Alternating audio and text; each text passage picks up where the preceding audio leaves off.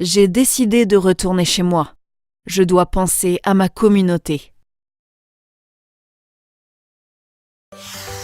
Je rentre chez moi comme une personne différente de celle que j'ai été avant de quitter ma communauté. Les personnes qui vivaient autour de moi, les services et les structures que je fréquentais peuvent avoir changé.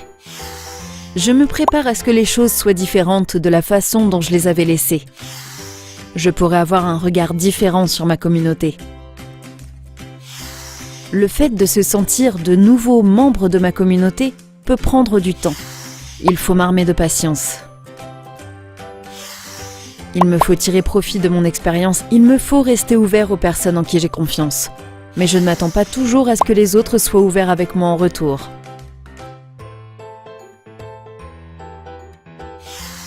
Les personnes auxquelles je fais confiance peuvent prendre du temps à comprendre mon histoire.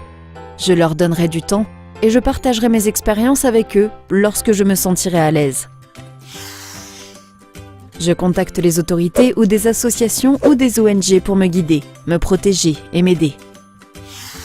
Si des questions sont dérangeantes, je dois me rappeler que je ne suis pas obligée d'y répondre.